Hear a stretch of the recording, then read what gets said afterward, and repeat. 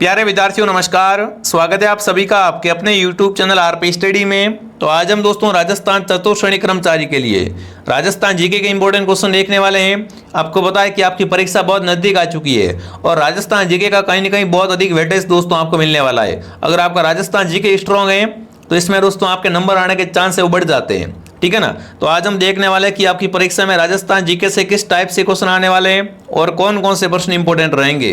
तो क्लास को ध्यान से कंप्लीट पूरा जरूर देखें और लास्ट में कमेंट करें कि इस क्लास को देखने के बाद में कितने सवाल आपके सही होते हैं। तो चलिए साथियों क्लास का शुभारंभ करते हैं। क्लास का पहला ही क्वेश्चन आपके सामने पूछा है, राजस्थान शब्द का सर्वप्रथम प्रयोग एकीकरण के किस चरण में किया गया था। मैं बात कर रहा हूँ एकीकरण के चरण में दोस्तों, मतलब राजस्थान शब्द का सर्वप्रथम प्रयोग दोस्तों है ना, वो एकीकरण के कौन से चरण में किया गया था, प्रथम, द्वितीय, तृतीय या पंचम। तो राजस्थान शब्द का सबसे पहले दोस्तों प्रयोग हुआ था एकीकरण के दूसरे चरण में। कब हुआ था दोस्तों? एकीकरण के द्वितीय चरण में। अगर आपसे पूछे राजस्थान शब्द का सर्वप्रथम प्रयोग किया किसने था दोस्तों, तो वो किया था कर्नल जेम्स टोड ने, ठीक है। चलिए आगे बढ़ते हैं, अगला सवाल। दूसरा प्रश्न आपसे पूछा है, मेवाड़ के गोइल वंश की रावल शाखा का अंतिम शासक कौन था। मेवाड़ के गोइल वंश की जो दोस्तों रावल शाखा थी ना, इसका अंतिम शासक कौन था, अमीर, रतन सिंह, पप्पा रावल या महाराणा लाखा। फटाफट कमेंट करेंगे सभी विद्यार्थी। मेवाड़ के गोइल वंश की रावल शाखा का अंतिम शासक था वो था रतन सिंह। जो भी रतन सिंह को सही कर रहे हैं, रतन सिंह ऑप्शन आपका राइट है, ठीक है। आगे बढ़ते हैं दोस्तों, राजस्थान का भीष्म पितामह किसे कहा जाता है। फटाफट कमेंट करेंगे, राजस्थान का भीष्म पितामह किसे कहा जाता है, चुंडा या दोस्तों राणा कुंभा या दोस्तों राणा मोकल या राणा सांगा। तो राजस्थान का भीष्म पितामह है वो कुंवर चुंडा कहलाता है। जो भी कुंवर चुंडा कमेंट कर रहा है बिल्कुल आपका उत्तर राइट है। अगला प्रश्न पूछा है, हल्दीघाटी युद्ध को खमनोर का युद्ध किसने कहा है। देख लो सारे क्वेश्चन कितने इंपॉर्टेंट है और आपके एग्जाम में जो राजस्थान जीके से प्रश्न आएंगे दोस्तों वो इसी टाइप से आने वाले। हल्दीघाटी युद्ध को खमनोर का युद्ध कहने वाला कौन था दोस्तों, अबुल फजल, बंदायूनी, कर्नल जेम्स टोड या इनमें से कोई नहीं। हल्दीघाटी युद्ध को खमनोर का युद्ध कहने वाला कौन था, तो हल्दीघाटी युद्ध को दोस्तों खमनोर के युद्ध की संज्ञा दी थी अबुल फजल ने। अबुल फजल ऑप्शन आप सबका सही रहेगा। अगला सवाल आपसे पूछा है, पद्मनी किस शासक की पत्नी थी दोस्तों। देखो पद्मनी का जोर 1303 में जो हुआ था वो बहुत ही विख्यात है, हर कोई जानता है पद्मनी को। रानी पद्मनी दोस्तों है यह रतन सिंह की पत्नी थी। किसकी दोस्तों? रतन सिंह की पत्नी थी दोस्तों। 1303 में चित्तौड़ पे अलाउद्दीन खिलजी आक्रमण करता है, उस समय रानी पद्मनी जोर करती है। तो उत्तर आपका रहेगा बी आंसर। चलो आगे बढ़ते हैं, अगला सवाल बताओ। अगला बताओ असंगत कौन सा है, घुड़दल नृत्य जोधपुर में, ढोल नृत्य जालोर में, बम नृत्य भरतपुर में, वालर उदयपुर में। तो अपन को पता वालर दोस्तों करते हैं सिरोही में। वालर कहाँ का प्रसिद्ध नृत्य दोस्तों है, वालर है वो सिरोही का प्रसिद्ध नृत्य है, ठीक है। तो जो भी विद्यार्थी ऑप्शन डी को सही कर रहा है, डी ऑप्शन आपका राइट है। देख लो सारे क्वेश्चन कितने इंपॉर्टेंट और कितने अच्छे क्वेश्चन है। चलो आगे बढ़ते हैं, अगला सवाल आपके सामने दोस्तों। चूरू के ठाकुरों के पास में गोला बारूद समाप्त हो जाने के बाद किस ने दोस्तों आपको बताना है बिल्कुल किसके गोले दागे गए थे। एक बार क्या होता है दोस्तों, चूरू के ठाकुर युद्ध कर रहे होते हैं, उस समय उनके पास गोला बारूद खत्म हो जाते हैं। तो बताओ फिर उन्होंने किसके गोले दागे, लोहे के गोले, तांबे के गोले, चांदी के गोले, पीतल के गोले। यहाँ पर प्रश्न आता है कि चांदी के गोले कहाँ पर दागे गए थे दोस्तों। तो चांदी के गोले दोस्तों हैं वो चूरू के ठाकुर दोस्तों दागते हैं। बिल्कुल एक बार युद्ध करते समय इनके दोस्तों क्या हो जाते हैं, गोला बारूद खत्म हो जाते हैं। तो ये क्या करते हैं फिर दोस्तों, चांदी के जो दोस्तों गोले हैं वो बना बना के डालते हैं। चलिए आगे बढ़ते हैं, अगला सवाल क्या पूछा है, मोची वाला है ना, दाढ़ी वाला मूछ वाला जी कहाँ पर है। फटाफट कमेंट करेंगे, दाढ़ी मूछ वाला बालाजी मंदिर है वो कहाँ पर है, आपको फटाफट कमेंट करना है। सुजानगढ़, राजगढ़, सरदार शहर या सालासर। दाढ़ी मूछ वाला बालाजी दोस्तों है वो अपने है चालासर चूरू में। कहाँ पर दोस्तों है, दाढ़ी मूछ वाला बालाजी है वो है सालासर चूरू। जो भी ऑप्शन डी को राइट कर रहा है यहाँ पर डी ऑप्शन आप बिल्कुल राइट रहेगा। चलिए आगे बढ़े, अगला सवाल। किस दुर्ग के बारे में अबुल फजल ने कहा था कि केवल पत्थर की टांगा ही आपको इस पे ले जा सकती है।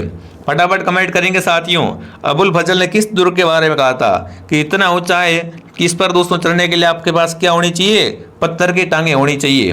पोखरण दुर्ग, जैसलमेर दुर्ग के बारे में कहा, तनोट दुर्ग या चित्रकूट दुर्ग। तो यहाँ पर आपका उत्तर आ चुका है बिल्कुल जैसलमेर। जैसलमेर किले के बारे में कहा था कि केवल पत्थर की टांग ही आपको इस पर ले जा सकती है। अगला सवाल आपके सामने पूछा है, राजस्थान में चौथी बार राष्ट्रपति शासन लागू हुआ उस समय राजस्थान के राज्यपाल कौन थे? यहाँ पर कमेंट करना है दोस्तों। राजस्थान में जब क्या हुआ था, चौथी बार राष्ट्रपति शासन लागू हुआ था ना, तब वहाँ के आपके राज्यपाल कौन थे? देखिए, संपूर्णानंद, जोगेंद्र सिंह, रघुकुल तिलक या एम चिन्ना रेड्डी। फटाफट कमेंट करें सभी विद्यार्थी, यहाँ पर कौन सा उत्तर आप सबका सही रहेगा। अब तक राजस्थान में टोटल 4 बार दोस्तों क्या है, राष्ट्रपति शासन लग चुका है और चौथी बार लगा था तब राजस्थान के राज्यपाल थे बिल्कुल एम चिन्ना रेड्डी। डी ऑप्शन आपका सही है। ठीक है, आगे बढ़ते हैं दोस्तों। राज्यपाल पद की नियुक्ति के लिए न्यूनतम उम्र सीमा क्या है? अगर आपको राज्यपाल बनना है ना, तो आपकी आयु कम से कम यहाँ पर क्या है दोस्तों, 35 वर्ष होनी चाहिए। ठीक है, राज्यपाल बनने के लिए न्यूनतम आयु सीमा है 35 वर्ष। मुख्यमंत्री की नियुक्ति संविधान के किस अनुच्छेद के तहत की जाती है? कमेंट करेंगे, मुख्यमंत्री की नियुक्ति होती है वो दोस्तों संविधान के किस अनुच्छेद के तहत की जाती है? चलिए, बहुत ही अच्छा क्वेश्चन है। तो मुख्यमंत्री की नियुक्ति होती है दोस्तों संविधान के अनुच्छेद 164 के तहत। 164 के तहत मुख्यमंत्री की दोस्तों नियुक्ति की जाती है। अगला पूछा है, राज्य विधानमंडल से क्या तात्पर्य है? राज्य विधानमंडल में दोस्तों कौन कौन आता है? राज्य विधानसभा आती है, विधान परिषद आती है, विधानसभा विधान परिषद दोनों, राज्यपाल, विधानसभा और विधान परिषद। विधान मंडल में दोस्तों अगर देखें कि कौन कौन शामिल होता है, इसमें राज्यपाल आता है, विधानसभा आती है और विधान परिषद आता है। ठीक है, डी ऑप्शन आपका सही है। चलो आगे बढ़ते हैं। राजस्थान की प्रथम विधानसभा का गठन कब हुआ? फटाफट कमेंट करेंगे, राजस्थान की जो पहली विधानसभा दोस्तों थी ना, उसका गठन कब हुआ था? फटाफट कमेंट करेंगे। तो राजस्थान की प्रथम विधानसभा दोस्तों गठन हुआ था 3 मार्च 1952 को। ठीक है, आगे बढ़ें। अगला सवाल, वर्तमान में विधानसभा का नेता कौन है? फटाफट कमेंट करेंगे, वर्तमान में विधानसभा का नेता अगर आपसे पूछे तो बताओ कौन सा उत्तर आप सबका सही रहेगा। सीपी जोशी, राजेंद्र राठौड़, अशोक गहलोत, वासुदेव देवनानी। बिल्कुल कौन सा उत्तर राइट रहेगा? यहाँ पर वासुदेव देवनानी ऑप्शन आपका राइट रहेगा। ये क्या है दोस्तों, अपने वर्तमान में, बिल्कुल वर्तमान में दोस्तों ये, हाँ जी, विधानसभा के नेता है। अगला सवाल देखते हैं क्या पूछा आपसे। अगला पूछा, निम्न में से कौन राजस्थान के राज्यपाल नहीं रहे? प्रतिभा पाटिल, मार्केट अलवा, प्रभा राव या सुमित्रा सिंह। इनमें से बताना है कि कौन राजस्थान के राज्यपाल है वो दोस्तों नहीं रहे थे। बिल्कुल आपका उत्तर यहाँ पर आ चुका है, option number D, Sumitra Singh दोस्तों है ना, ये राजस्थान के राज्यपाल है, वो नहीं रहे। अगला सवाल आपसे पूछा है, मान गणितज्ञ ब्रह्मगुप्त का जन्म राजस्थान के किस जिले में हुआ था? जालोर, बीकानेर, चूरू या सीकर। अगर बात करें दोस्तों ब्रह्मगुप्त के बारे में, तो ब्रह्मगुप्त का जन्म हुआ था जालोर जिले में। ठीक है ना, ऑप्शन ए आपका राइट है। अगला सवाल आपके सामने क्या पूछा है, राजस्थान का पंजाब किसे कहा जाता है? भीनमाल, सांचौर, पोखरण या गंगानगर। तो राजस्थान का पंजाब दोस्तों है वो सांचौर को कहा जाता है। ठीक है, अगला पूछा है, कालबेलिया नृत्य को यूनेस्को द्वारा विश्व विरासत सूची में कब शामिल किया गया? यहाँ पर कमेंट करना है कि कालबेलिया नृत्य को दोस्तों यूनेस्को द्वारा विश्व विरासत सूची में कब शामिल किया गया? 2000 में, 2005 में, 2010 में या 2015 में दोस्तों। कालबेलिया को यूनेस्को ने दोस्तों अपनी सूची में शामिल किया है, वो किस वर्ष किया है? 2010 में दोस्तों कालबेलिया को यूनेस्को की सूची में शामिल कर दिया गया। चलो आगे बढ़ते हैं। जयपुर को अन्य किस नाम से जाना जाता है? राजस्थान की ब्लू सिटी, राजस्थान का अरबल, राजस्थान का वेनिस, पूर्व का पेरिस। बात करें दोस्तों जयपुर के बारे में, तो जयपुर को पूर्व का पेरिस कहते हैं। क्या कहा जाता है? पूर्व का पेरिस कहा जाता है। अगला पूछा है, हवा महल का निर्माण कब करवाया गया था? हवा महल दोस्तों अपने जयपुर में है। हवा महल कहाँ पर है? जयपुर में हवा महल दोस्तों है। इसका निर्माण सवाई प्रताप सिंह ने दोस्तों करवाया था। कब करवाया था? 1799 में इसका निर्माण करवाया गया था। क्या आएगा आंसर यहाँ पर? 1799 ईस्वी आपका राइट रहेगा। अगला सवाल दोस्तों आपसे पूछा है, किस दुर्ग के बारे में अबुल फजल ने कहा था कि वहां पर आपको पत्थर की टांगे ले जा सकती है? ये देखो दोबारा आ गया सवाल, तो यहाँ पर आपका उत्तर रह जाएगा जैसलमेर। ठीक है, कालीबंगा किस जिले में स्थित है? कालीबंगा सभ्यता दोस्तों राजस्थान के हनुमानगढ़ जिले में घग्गर नदी के किनारे है। किस नदी के किनारे दोस्तों है? घग्गर के किनारे। निम्न में से कौन पंचपीरों में शामिल नहीं है? बाबूजी, तेजाजी, रामदेव जी या दोस्तों गोगा जी। तो यहाँ पर आपके तेजाजी दोस्तों है ना, तेजाजी है वो पंचपीरों में शामिल नहीं है। अगला पूछा है राजस्थान में धार्मिक आंदोलन का श्री गणेश करने का श्रेय जाता है ना। राजस्थान में धार्मिक आंदोलन है ना, ये शुरू किसने किए थे? संत धन्ना ने, लालदास ने, दादू दयाल ने या संत मावजी ने? फटाफट कमेंट करेंगे। राजस्थान में दोस्तों धार्मिक आंदोलन का श्री गणेश किया था, वो किसने किया था? बहुत शानदार शानदार सारे क्वेश्चन है, तो अच्छे से याद कर लो ये सारे क्वेश्चन, ठीक है ना। तो यहाँ पर जो आपका उत्तर रहेगा वो रहेगा संत धन्ना। संत धन्ना ने क्या किया दोस्तों? राजस्थान में धार्मिक आंदोलन का श्री गणेश किया था। अगला पूछा है धन्ना किसके शिष्य थे? फटाफट कमेंट करेंगे। संत धन्ना थे वो किसके शिष्य दोस्तों थे? तो ये थे रामानंद के शिष्य। संत धन्ना के गुरु कौन थे? रामानंद। अगला पूछा है दांतों के बीच सोने की कील जड़वाना क्या कहलाता है? चोंप, बारी, बोरला या दमन? इनमें से बताना है कि दांतों के बीच में सोने की कील जड़वाना क्या कहलाता है? तो उसे दोस्तों कहते हैं चोंप। क्या कहते हैं? चोंप। चोंप आभूषण कहाँ कहाँ है? चोंप दोस्तों दांत का आभूषण होता है, जो कि दांतों के बीच में क्या करते हैं? एक कील जड़वाई जाती है। अगला पूछा असंगत बताओ। अढ़ाई दिन का झोपड़ा अजमेर में, सोने जी की नशिया अजमेर, है ना, सरिश का टाइगर रिजर्व अलवर, सीताबाड़ी अजमेर। तो अपन को बताया दोस्तों कि अढ़ाई दिन का झोपड़ा अजमेर में, राइट बात है। सोने जी की नशिया अजमेर में है, टाइगर रिजर्व अलवर है, पर सीताबाड़ी है वो 12 में दोस्तों। सीताबाड़ी कहाँ पर है?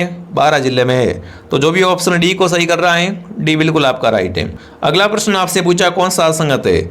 देखिए केवलादेव भरतपुर में, लोहागढ़ दुर्ग भरतपुर में, मांडलगढ़ भीलवाड़ा में, भटनेर बीकानेर में।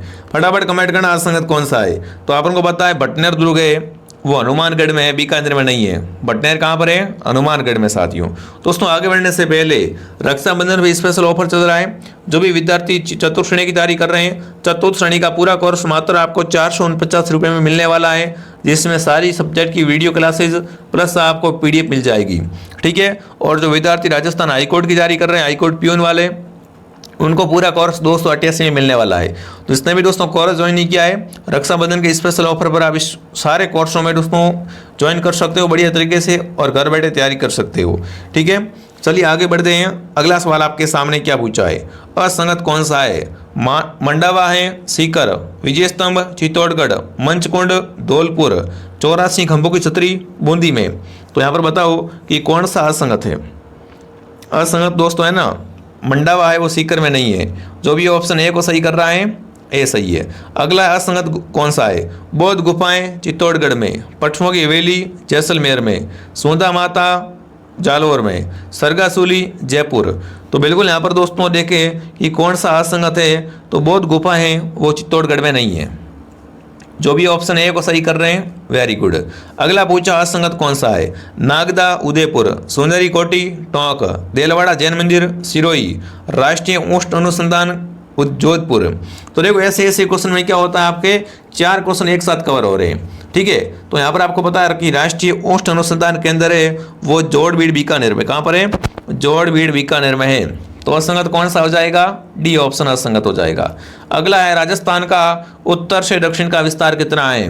राजस्थान का आपको बताना है उत्तर से लेकर दक्षिण तक का विस्तार 870 किलोमीटर या 826, 889 या 1070। तो 1070 तो क्या है? राजस्थान की अंतर्राष्ट्रीय सीमा की लंबाई है। राजस्थान की पाकिस्तान के साथ सीमा लगती है ना 1070 किलोमीटर, जिसे अपन रेड क्लिफ रेखा कहते हैं। और यहाँ पर आपसे पूछा राजस्थान की उत्तर से लेकर दक्षिण तक की लंबाई है वो है 826 किलोमीटर, ठीक है। आगे बढ़े। अगला सवाल, निम्न में से राजस्थान की सीमा सरवाड़ी किस राज्य के साथ लगती है? राजस्थान की सीमा दोस्तों भारत के 5 राज्यों से साथ लगती है, और सबसे अधिक लगती है वो लगती है MP के साथ में। MP के साथ में सरवाड़ी लगती है 1600 किलोमीटर, ठीक है। और सबसे कम पूछे तो वो लगती है दोस्तों पंजाब से। अब देखो यहाँ पर MP ऑप्शन में है नहीं, MP के बाद अगर देखें यहाँ पर तो बताओ कौन सा ऑप्शन आपका आएगा? फटाफट कमेंट करेंगे। हाँ जी, यहाँ पर दोस्तों क्या है, सरवाड़ी लगती है वो MP के साथ में और सबसे कम पंजाब के साथ लगती है।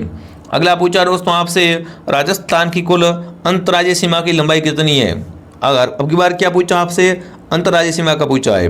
5920, 4850, 1070 या 5250।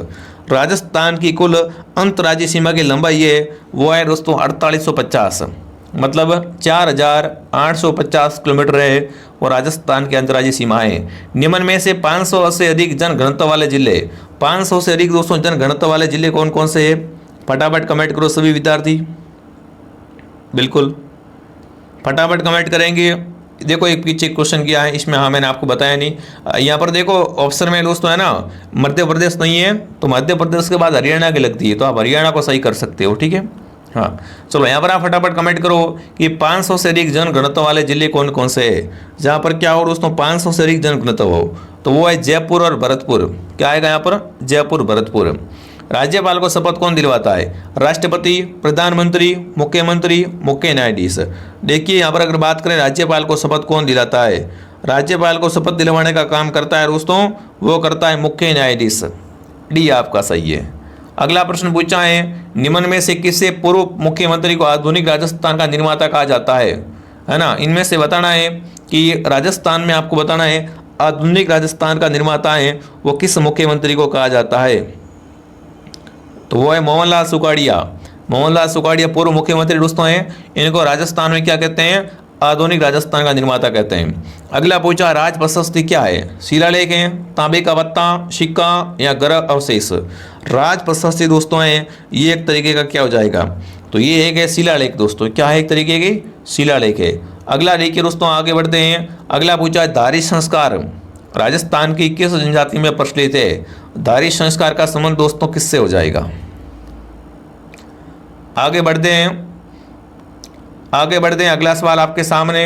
अगला सवाल दोस्तों आपसे पूछा है, धारी संस्कार राजस्थान की किस जनजाति में प्रचलित है? मतलब बताना है धारी संस्कार का संबंध है वो किनसे है? ग्रासियों से, मीणाओं से, शहरियों से या भीलों से। धारी संस्कार दोस्तों है वो किस में होता है? वो होता है शहरियों में। शहरी ऑप्शन आप सबका राइट है। अगला है, चूलिया जलप्रपात किस नदी पर बनाया गया है? फटाफट कमेंट करेंगे। चूलिया जलप्रपात है ये किस नदी पर दोस्तों है? बनास नदी पर है, साबरमती पर है, घग्गर पर है या चंबल पर है? तो ये है चंबल नदी पर दोस्तों। किस पर है? चंबल नदी पर निर्मित है। अगला पूछा है, इनमें से कौन सी मीठे पानी की झील है? डीडवाना, कायलाना, पचपदरा या लोन कनसर। तो बिल्कुल सीधी बात है दोस्तों, यहाँ पर जो कायलाना झील है ना, ये क्या है? यहाँ पर एक बिल्कुल एक मीठे पानी की झील है, ठीक है। मंगला किसके खनन से क्षेत्र संबंधित है? मंगला है ना, ग्रेनाइट निकलता है, लिग्नाइट, प्राकृतिक गैस या खनिज तेल। तो मंगला दोस्तों क्षेत्र है ये क्या है? एक बिल्कुल खनिज तेल का क्षेत्र है, ठीक है। क्या है? ये एक खनिज तेल का क्षेत्र है। अगला पूछा है, किस जिले का शुभंकर गोडावन है? बाड़मेर, जैसलमेर, जोधपुर, पाली। तो सीधी बात है, सरवाड़ी गोडावन राजस्थान में कहाँ पर दोस्तों है? जैसलमेर में। तो जैसलमेर जिले का शुभंकर है वो गोडावन है। अगला बताओ फिर, सर्वाधिक वन्यजीव अभ्यारण्य किस जिले में है? जोधपुर, उदयपुर, बीकानेर या कोटा। सर्वाधिक आपको बताना है वन्यजीव अभ्यारण्य वाला जिला है वो रहेगा उदयपुर। क्या आएगा आंसर यहाँ पर? उदयपुर ऑप्शन आप सबका सही है। अगला पूछा है, राज्य में सर्वाधिक पाया जाने वाला वन कौन सा है? साल वन, धोकड़ा वन, सालर वन या रोईडा। राजस्थान में सर्वाधिक कौन सा वन पाया जाता है दोस्तों? तो धोकड़ा वन है ना राजस्थान में, ये अधिक देखने को मिलता है, ठीक है। राज्य में बास्केटबॉल अकादमी कहाँ पर स्थित है? राजस्थान में आपको बताना है कि बास्केटबॉल की अकादमी है वो कहाँ पर निर्मित है, तो वो है जैसलमेर में।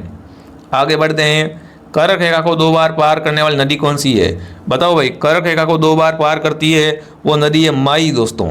माई को आदिवासियों की और वागड़ और कांठल की गंगा भी कहा जाता है, ठीक है। तो जो भी विद्यार्थी ऑप्शन नंबर क्या कर रहा है यहाँ पर? डी को राइट कर रहा है, डी ऑप्शन सही है।